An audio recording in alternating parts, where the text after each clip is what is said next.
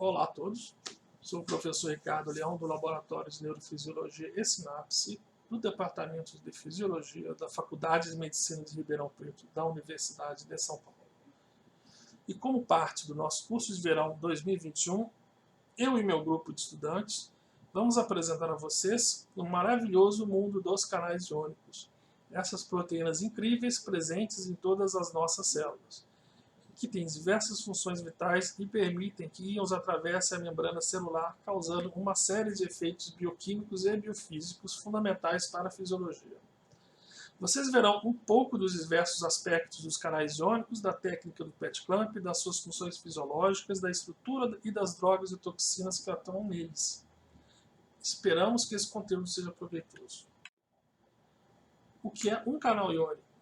Um canal iônico é uma proteína integral de membrana que tem uma estrutura tal que forma um poro no seu interior que permite a passagem de íons através desse poro e, consequentemente, através da membrana celular. Os íons são impulsionados pelos seus respectivos gradientes eletroquímicos que determinam a direção do fluxo iônico, seja ele para o exterior da célula, para o seu interior, ou se esse íon existe em seu equilíbrio eletroquímico, não haverá o fluxo.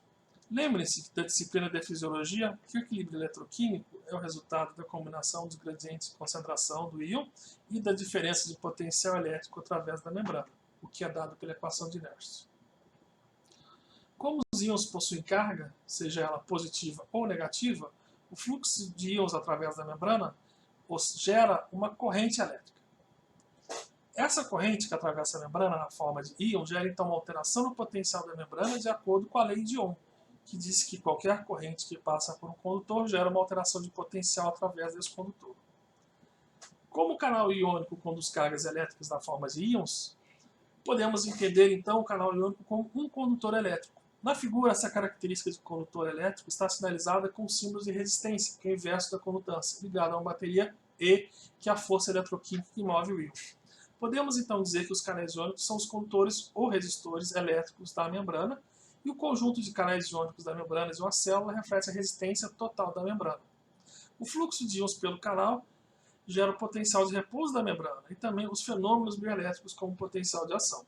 Na figura podemos ver também a representação de um capacitor CM em paralelo com a resistência da membrana RM.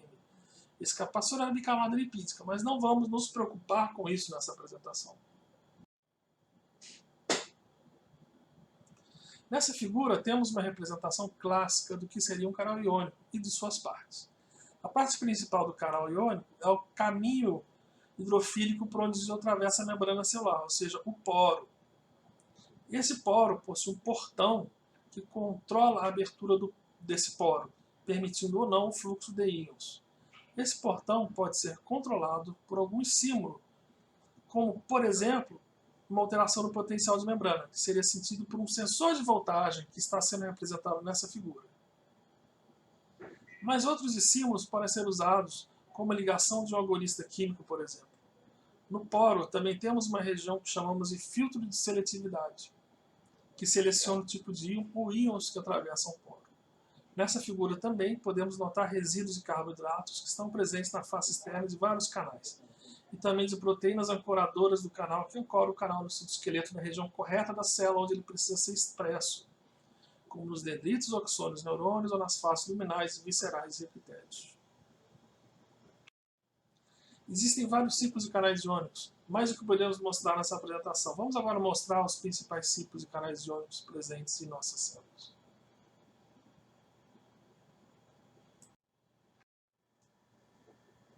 Nas aulas de fisiologia, vocês devem se lembrar dos canais iônicos que geram potencial de ação nas células citadas.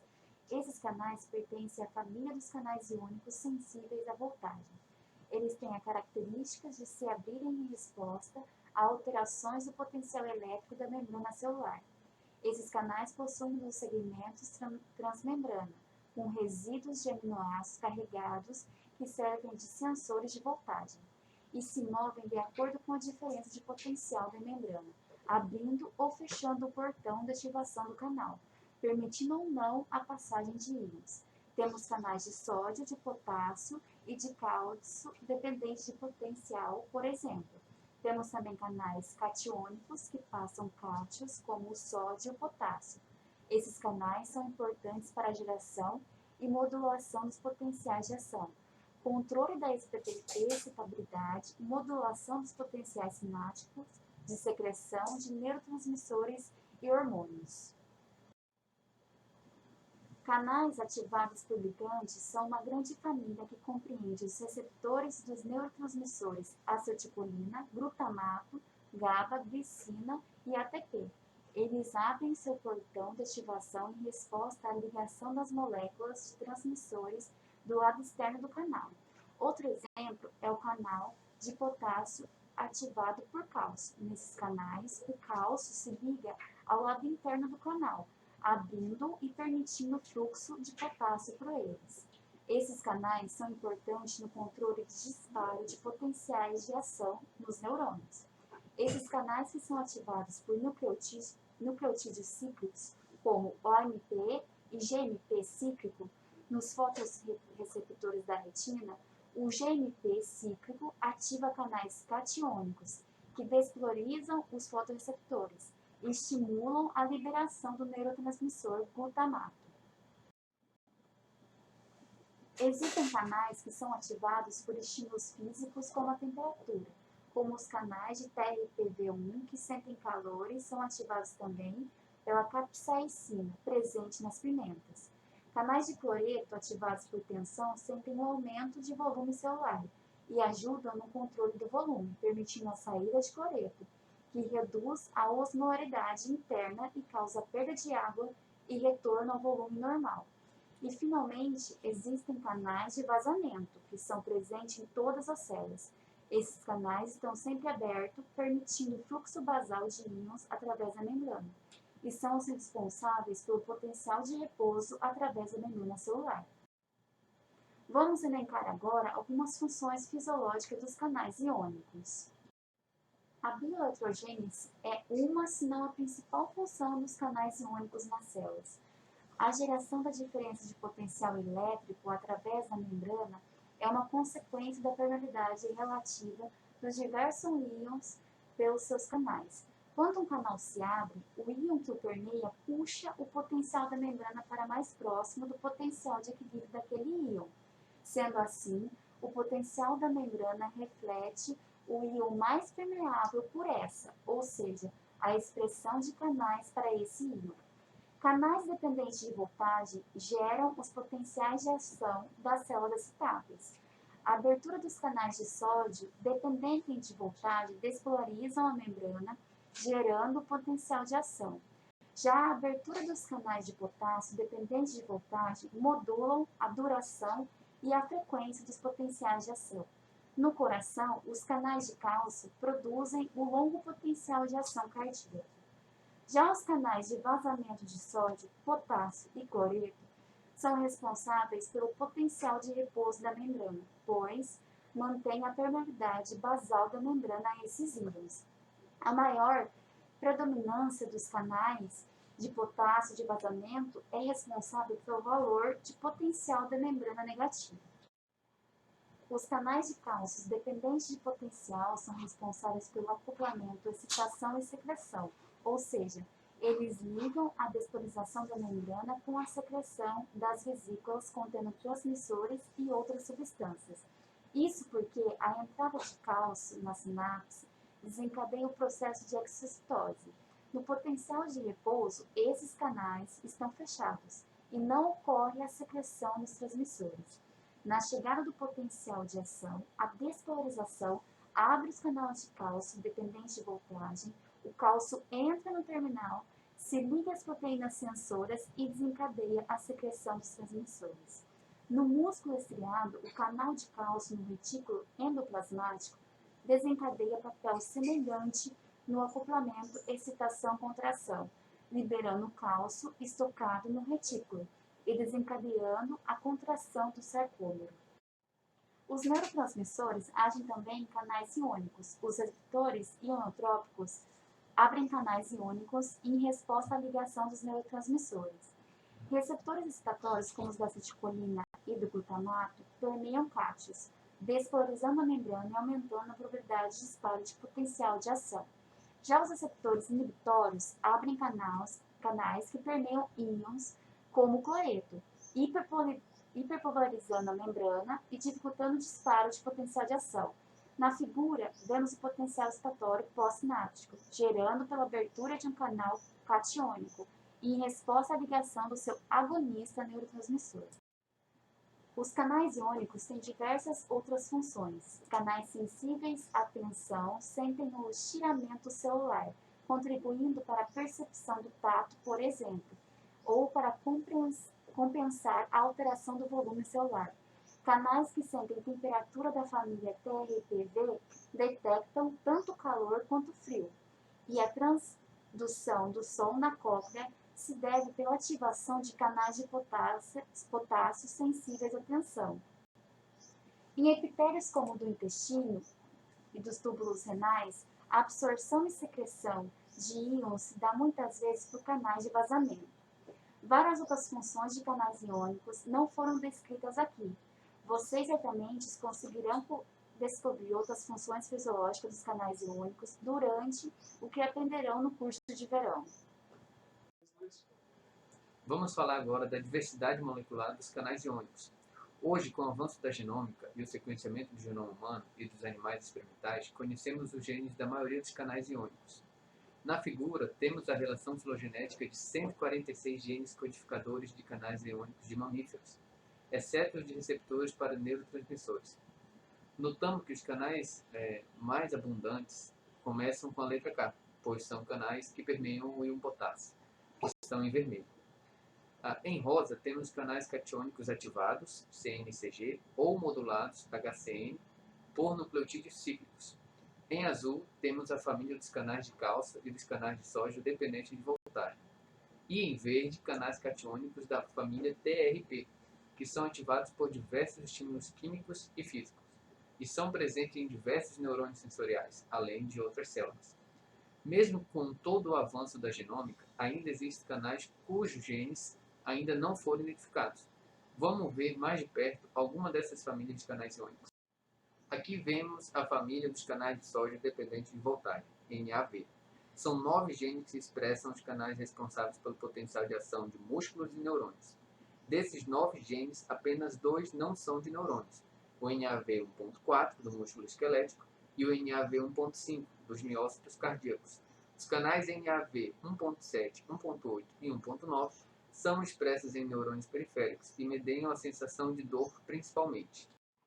Já a família dos canais de cálcio dependentes de voltagem, CAV, compreende 10 genes presentes em neurônios, músculo e outras células.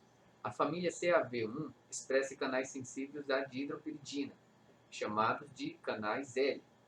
O canal CAV 1.1 é presente no músculo esquelético e o CAV 1.2 nos miócitos cardíacos e lisos, e participam do processo de acoplamento, excitação-contração e do potencial de ação cardíaco. Já outros tipos são presentes em neurônios e células endócrinas e participam dos processos de secreção de neurotransmissores, hormônios e outras substâncias, exceto a família dos canais CAV3, que são presentes em miócitos cardíacos e lisos, e alguns neurônios, e são importantes para a atividade marca-passo de disparo espontâneo de potenciais de ação. Já a família dos canais de potássio dependentes de voltagem, KV, é a mais abundante e diversa, presente em neurônios, miócitos, células endócrinas, linfócitos, entre outros tipos celulares, e controla a estabilidade celular de forma complexa dependendo do tipo do canal e da combinação desses canais na membrana. Existem diversas técnicas bioquímicas e moleculares usadas no estudo dos canais iônicos, mas para o estudo fisiológico do comportamento dos canais, as técnicas eletrofisiológicas são as melhores. Isso porque, como o fluxo de íons pelo canal gera uma corrente elétrica, podemos usar alterações da corrente e voltagem através da membrana para estudar o funcionamento e fisiologia dos canais. Das técnicas eletrofisiológicas, uma técnica desenvolvida no início da década de 80 do século passado é a mais versátil e a mais usada atualmente. Essa técnica permite o registro de corrente de um canal apenas ou de todos os canais expressos na membrana celular. Essa técnica é o PET clamp. A técnica do PET clamp foi desenvolvida por 2 cientistas alemães, Erwin Neher e Bert Sakmann, que ganharam em 1991 o Prêmio Nobel em Medicina ou Fisiologia, apenas 10 anos após publicarem um trabalho original.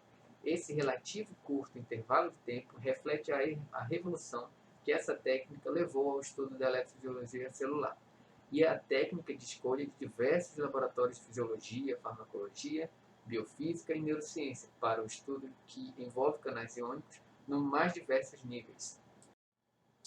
A vantagem do PET clamp é que, usando apenas um microeletrodo de vidro, que não precisa penetrar na célula, conseguimos ter acesso fisiológico à célula. Isso permite o registro de praticamente qualquer célula existente, o que era impossível com as técnicas anteriores, onde era preciso penetrar, empalar, a célula com um microeletrodo. Além disso, com apenas um eletrodo, podemos usar a modalidade do voltage clamp, onde controlamos o potencial de membrana da célula. Anteriormente, era necessário o empalamento da célula com 2 eletrodos, o que limitava substancialmente o uso dessa técnica em neurônios, devido ao pequeno tamanho do corpo celular da maioria dos neurônios. Daqui a pouco, vamos explicar melhor o que é voltage clamp. Vamos explicar agora as modalidades do PET clamp. O PET clamp consiste de 4 modalidades: on-cell, inside-out, whole-cell e outside-out. Tudo se inicia quando se aproxima um microeletrodo de vidro da membrana. Esse microeletrodo é preenchido com uma solução iônica semelhante ao citoplasma, com alto potássio e conectada a um fio de prata cloretada e ao amplificador de PET clamp, que amplificará o pequeno sinal elétrico da célula. Quando encostamos na membrana, aplicamos pressão negativa para formarmos o que chamamos de gigaselo, ou seja, um contato de alta resistência, giga 1, com a membrana que impede o fluxo de íons entre o vidro do eletrodo e a membrana.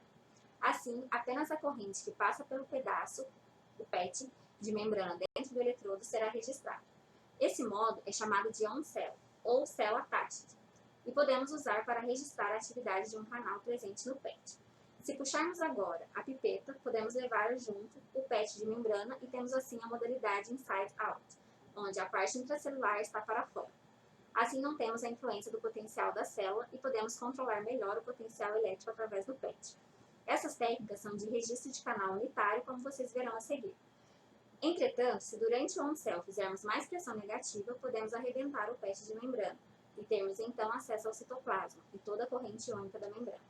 Essa modalidade é chamada de whole-cell e é a mais usada, pois permite o registro de corrente total da membrana e dos potenciais de membrana. Fisiologicamente, é a modalidade que mais nos interessa. Finalmente, se depois do whole-cell retirarmos a pipeta, a membrana presa ao eletrodo se rearranja de forma que a parte extracelular fique orientada para o lado de fora do eletrodo, na configuração outside-out. Nessa configuração, podemos registrar canais unitários com o lado extracelular olhando para o banho e aplicar drogas que atuam no lado extracelular do canal. Note que das 4 modalidades, 3 são de registro de canais unitários e apenas a whole-cell é de registrar a célula toda, mas por isso mesmo é a mais usada. O PET clamp permite as 2 modalidades de registro eletrofisiológico, o current clamp e o voltage clamp. O voltage clamp, controlamos o potencial da membrana com um circuito de feedback que aplica uma corrente oposta à corrente da membrana, mantendo o potencial de membrana em um valor determinado pelo amplificador. Podemos medir assim as correntes iônicas em potenciais específicos. Na figura, vemos as correntes de sódio e potássio, voltagem independentes, geradas por pulsos quadrados de potencial, mostradas abaixo. O current clamp mede as alterações do potencial de membrana em resposta à abertura de canais iônicos, ou a comandos de corrente pelo amplificador. Nessa modalidade, registramos a resposta fisiológica da célula à abertura dos canais iônicos, ou seja, a alteração do potencial da membrana. Na figura, vemos o registro de potenciais de membrana em resposta a diferentes pulsos de corrente em um neurônio. Vemos o disparo dos potenciais de ação quando se alcança o limiar de disparo. Nas modalidades on-cell, outside-out e inside-out, podemos medir correntes de canal unitário. Nessa figura, vemos a corrente gerada pela abertura de um canal. Canais não ficam em um estado aberto ou fechado, mas transitam entre um e outro, como vemos na figura. O que é alterado pelos estímulos é a probabilidade de abertura do canal. Por exemplo, os canais de sódio dependentes de voltagem em potenciais negativos, como o potencial de repouso da membrana, se abrem esporadicamente, mas passam a grande maioria do tempo fechados. Quando a membrana atinge potenciais mais despolarizados, eles aumentam a probabilidade de abertura. O tamanho da corrente é o mesmo, pois a condutância do canal, ou seja, a sua permeabilidade ao sódio, é constante durante o experimento. Aqui vemos registros de correntes de sódio dependentes de voltagem unitárias do músculo esquelético registrados em célula atáchica. As correntes são estimuladas por impulsos de menos 100 mV para menos 40 mV por 50 milissegundos. Cada quadro representa um registro. Notamos que nesse registro temos dois canais, pelos dois níveis de correntes que podemos ver no primeiro registro. A despolarização aumenta a probabilidade de abertura do canal, que abre e deixa passar o sódio, gerando a corrente que vemos no início do pulso. No modelo cinético, dizemos que o canal passou do estado fechado para o aberto. Notem que a corrente é breve e o canal raramente se abre após ele se fechar, mesmo com o PET em menos 40 mV. Isso reflete a entrada do canal no modo inativado. O estado inativado é um estado onde o canal é fechado e permanece fechado enquanto a membrana estiver despolarizada, só se abrindo quando a membrana se hiperpolariza novamente, ou seja, volta ao repouso. Isso permite uma corrente curta e importante para gerar um potencial de ação breve. O estado inativado é um estado distinto do estado fechado, refletindo o fechamento do poro por um portão distinto do portão do estado fechado. Se somarmos esses registros de corrente unitária, temos um registro que se assemelha ao que vemos em Whole Cell, como veremos na próxima figura. A maioria dos registros de PET Club são em Whole Cell, pois permitem o registro das correntes de membrana da célula toda e das variações de potencial da membrana. Nessa modalidade, a solução do eletrodo é trocada com o citoplasma, o que permite também a manipulação dos canais iônicos pelo lado intracelular, mas também lava o citoplasma de substâncias que podem modular a atividade dos canais, causando alterações ao longo do registro. Primeiro, vemos um exemplo de registros em current clamp, de potenciais de ação gerados pela despolarização da membrana por uma corrente injetada através do eletrodo. À direita, temos agora o registro da corrente de sódio dependente de potencial no modo voltage clamp. A corrente é estimulada pela despolarização da membrana de menos 70 mV para menos 10 mV por 5 milissegundos. Essa corrente reflete a abertura dos milhares de canais de sódio dependentes de voltagem presentes na membrana desse neurônio. Note que a corrente é breve, refletindo a inativação rápida dos canais de sódio após a sua abertura. Os canais apenas se abrirão após o neurônio voltar para um potencial negativo e os canais saírem do estado inativado. Esse estado inativado cria o período refratário do potencial de ação. Os diferentes canais têm diferentes taxas de ativação, desativação e inativação. A desativação é o fechamento do canal após a retirada do estímulo de abertura. Veja que a ativação e a inativação dos canais de sódio, dependentes de potencial, são bem mais rápidas do que os dos canais de potássio dependentes de potencial mostrado no registro da direita. Note que a escala temporal da corrente de potássio é maior, um pulso de 500 milissegundos em contraste ao pulso de 5 milissegundos do registro da corrente de sódio. No final dos pulsos, temos o retorno da corrente aos valores iniciais, que reflete a desativação do canal.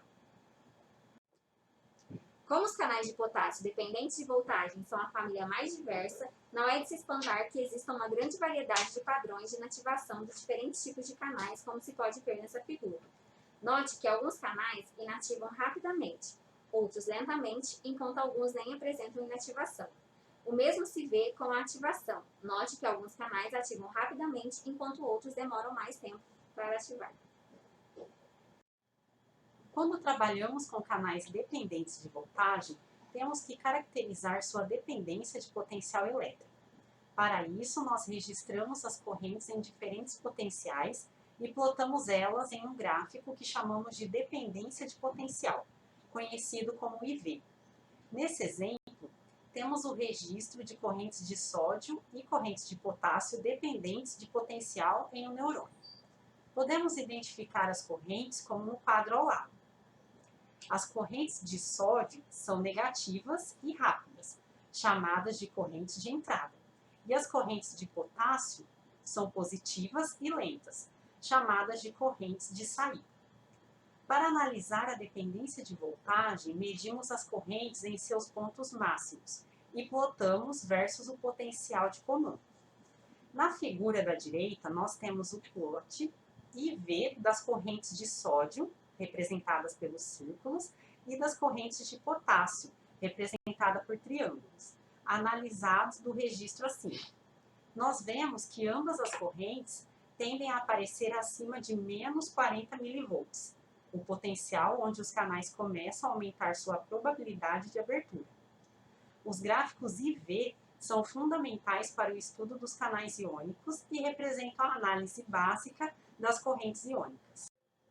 Alguns canais não apresentam dependência de voltagem, como os canais de potássio de vazamento, da família K2P. Nessa figura, nós vemos os registros de corrente, em B, em resposta a diversos passos de voltagem em A, provenientes de um astrócito. Como pode-se ver no plot V da direita, essa corrente não apresenta dependência de potencial. As variações de corrente com a voltagem refletem apenas a lei de Ohm, e o plot é linear. Isso significa que esses canais não alteram sua probabilidade de abertura com o potencial elétrico. Os canais iônicos são alvos de diversas drogas e toxinas naturais, muitas delas com efeitos terapêuticos. A primeira molécula identificada com ação em canais iônicos foi a tetrodotoxina, ou TTX, que bloqueia os canais de sódio dependentes de potencial dos neurônios e do músculo esquelético. Essa molécula é produzida por bactérias que habitam a pele de alguns animais, como alguns sapos e o baiacu, que é aquele peixe que se transforma em uma bola quando irritado. As figuras mostram a estrutura da TTX com o grupo guanidino em azul, que interage com o poro bloqueando, e o efeito sobre as correntes de sódio em uma célula que expressa a subunidade NaV1.6 e no axônio gigante da Lua. Nessa última preparação, vemos as correntes de potássio remanescentes após a aplicação da TTX. A TTX é uma toxina que pode ser fatal se ingerida por causar parada neuromuscular e morte por asfixia. Entretanto, como ela não atravessa a barreira hematoencefálica nem afeta os canais de sódio cardíacos, o tratamento para intoxicação com a TTX é a ventilação e esperar que o corpo se livre da toxina. Apesar da TTX não ter aplicação terapêutica, muitas outras drogas que atuam em canais iônicos têm sido usadas com fins terapêuticos. Por exemplo, fármacos que bloqueiam os canais de sódio dependentes de potencial têm aplicação clínica. A droga riluzol é um bloqueador de baixa afinidade dos canais de sódio e é usado como antiepilético e no tratamento da esclerose aminiotrófica lateral. Canais de cálcio dependentes de voltagem são alvos de várias drogas e toxinas. As conotoxinas presentes no veneno dos moluscos carnívoros do gênero Conus atuam em diversos tipos de canais de cálcio dependentes de voltagem. A ômega-conotoxina G6A é um peptídeo do veneno do molusco Conus geographus que bloqueia especificamente os canais de cálcio CaV2.2 neuronais e foi uma ferramenta molecular fundamental para a identificação dos diferentes tipos de canais de cálcio dependentes de voltagem, e ainda é extensivamente usada na pesquisa desses canais. Uma outra conotoxina muito estudada é a ômega-conotoxina M7A, do molusco Conus matus. Esse peptídeo bloqueia os canais de cálcio CaV2.2 com grande especificidade e bloqueia a neurotransmissão em várias sinapses centrais, inclusive as envolvidas com a sensação de dor. Uma forma sintética desse peptídeo, a SNX-111 ou ziconotina, está sendo usado para tratar dor crônica resistente à morfina, sendo injetado diretamente na medula espinhal. Ele bloqueia a neurotransmissão nas vias nociceptivas, bloqueando a transmissão dos impulsos nervosos ascendentes que transmitem a sensação de dor. Outra característica marcante dos canais iônicos é a seletividade, ou seja, eles permeiam íons específicos, como sódio, potássio, cálcio e cloreto. Como eles conseguem fazer isso? Existem vários mecanismos que conhecemos que explicam a seletividade. O mais simples é o efeito de funil. Vamos comparar os tamanhos dos íons na figura da esquerda. Veja que o sódio é um íon pequeno. Então, o filtro de seletividade para o sódio seria uma região da proteína que criaria uma região do poro estreita o suficiente apenas para passar o sódio. excluindo outros íons maiores, como o potássio e o cálcio. Mas notem que o lítio é um cátion menor do que o sódio. Ele poderia atravessar o canal? Sim, de fato ele atravessa tão bem quanto o sódio, pois consegue passar pelo funil do filtro de seletividade. No registro abaixo, pode-se ver dois potenciais de ação, um gerado em solução normal com sódio e outro em vermelho, gerado quando substituímos o sódio da solução externa pelo lítio. Notem como são praticamente idênticos. Isso evidencia que o canal de sódio, dependente de voltagem, usa um mecanismo de funil para selecionar o sódio dos outros íons. Como o lítio não é o íon presente nos fluidos fisiológicos, a natureza não se preocupou em criar um mecanismo que impedisse sua entrada. Mas, se olharmos agora para o tamanho dos íons sódio e potássio, vemos que o íon sódio é menor do que o íon potássio. Então, por que o íon sódio não permeia pelos canais de potássio? Isso se deve porque os resíduos de aminoácidos das paredes dos canais são importantes para retirar as moléculas de água que hidratam os íons. Observe que nas figuras, os íons potássio atravessam o filtro de seletividade desidratados, e eles interagem com as cargas parciais negativas de átomos de oxigênio do filtro de seletividade. Já os íons sódio, por serem menores, não conseguem interagir com os 4 átomos de oxigênio da parede do canal de forma eficiente, e dessa forma não conseguem perder todas as águas de hidratação e não conseguem atravessar o poro. Vejam que os mecanismos de seletividade podem ser mais complexos do que o modelo simples do funil. Vamos falar rapidamente sobre a estrutura dos canais iônicos. Canais iônicos são proteínas transmembrana, então possuem em sua estrutura segmentos de alfa-hélice que atravessam a membrana e alças citoplasmáticas e extracelulares, entre os segmentos transmembrana. Na figura, temos a estrutura secundária típica de canais de sódio e cálcio dependente de voltagem. Notem que eles possuem 4 domínios, cada um com 6 segmentos transmembrana, representado pelos cilindros. O segmento 4 de cada domínio é o sensor de voltagem, e expressa aminoácidos com cargas positivas, que sentem as alterações do campo elétrico através da membrana, e acoplam ao portão de ativação.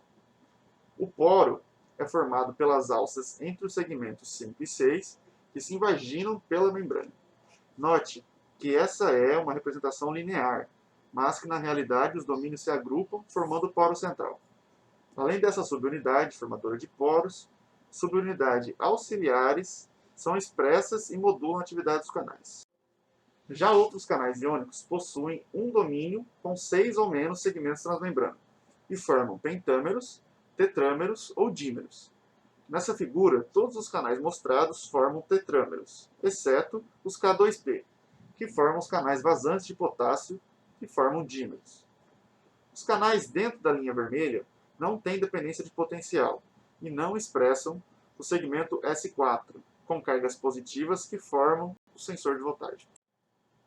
Já a determinação da estrutura terciária de um canal não é tarefa simples. Proteínas de membrana não se cristalizam bem, o que dificulta a análise de fração de raio-x de cristais de proteínas, a técnica mais usada para determinar a estrutura das proteínas.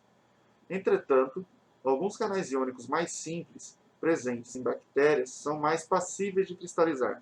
E foi isso que o Dr. Roderick McKinnon fez para determinar a estrutura de canais de potássio bacterianos e ganhar o Nobel de Fisiologia e Medicina em 2003.